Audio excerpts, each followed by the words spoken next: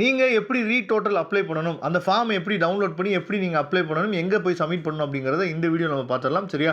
அதாவது dge.tn.government.in அப்படிங்கிற வெப்சைட்குள்ளே நீங்கள் போனீங்க அப்படின்னா உங்களுக்கு இங்கே வந்து ஹையர் செகண்டரி எக்ஸாமினேஷன் இருக்குது பார்த்தீங்களா, இதை நீங்கள் கிளிக் பண்ணி என்னாச்சு பார்த்தீங்கன்னா உள்ளே போங்க. உள்ளே போனீங்க அப்படின்னா இங்கே வந்து ரீடோட்டல் ஃபார்ம் இருக்குது பாருங்கள். இந்த ஃபார்மை நீங்கள் டவுன்லோட் பண்ணி பிரிண்ட் அவுட் எடுத்து வச்சுங்க. இதில் வந்து எந்த சப்ஜெக்ட்டுக்கு, அதாவது இங்கிலீஷ்க்கா இல்லை வந்து பார்த்தீங்கன்னா லாங்குவேஜ் பேப்பர்னா தமிழ், அந்த இடத்துல என்ன பண்ணணும்னு சொல்லி பார்த்தா டிக் பண்ணிடணும். ரீடோட்டல் வந்து பார்த்தீங்க அப்படின்னா உங்களுக்கு வந்து அந்த அமௌண்ட் வந்து என்ன பண்ணியிருக்காங்கன்னா இங்கே வந்து கொடுத்துருக்காங்க. டோட்டல் அமௌண்ட் பெய்டு அப்படிங்கிறது இருக்குது பார்த்தீங்கன்னா அங்கே எத்தனை பேப்பருக்கு நீங்கள் என்ன பண்ணுறீங்கன்னு பார்த்தீங்கன்னா ரீடோட்டல் வந்து நீங்கள் அப்ளை பண்ணுறீங்க. சரியா?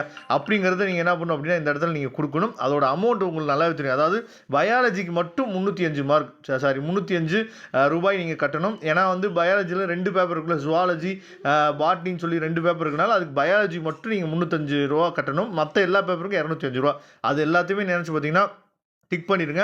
டிக் பண்ணிவிட்டு எவ்வளோ மார்க் டிஃப்ரென்ஸ் வருது. சரியா? இந்த இடத்துல பாருங்கள் உங்களோட ப்ரொவிஷனல், அதாவது நீங்கள் ஏற்கனவே வச்சுருக்க மார்க் ஷீட்டுக்கும் இதுக்கும் எவ்வளோ மார்க் வந்து டிஃப்ரென்ஸ் வருது அப்படிங்கிறது நீங்கள் போடணும். அதே மாதிரி டோட்டல் மிஸ்டேக் வந்து நீங்கள் கண்டுபிடிச்சிங்களா, எந்த பேஜில் நீங்கள் கண்டுபிடிச்சிங்க அப்படிங்கிறத இந்த இடத்துல நீங்கள் என்ன பண்ணி பார்த்தா போடணும். ஓகேவா?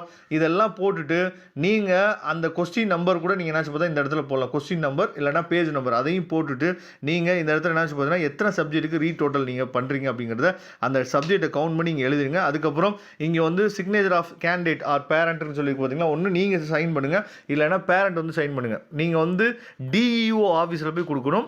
சிஇஓ ஆஃபீஸில் யார் கொடுக்கணும் அப்படின்னா செங்கல்பட்டு, திருப்பூர், சரியா, ராணிப்பேட், மயிலாடுதுறை, தென்காசி, கள்ளக்குறிச்சி, இவங்க வந்து செங்கல்பட்டு சிஇஓ ஆஃபீஸில் கொடுக்கணும். மற்ற எல்லாம் டிஇஓ ஆஃபீஸில் கொடுக்கணும்.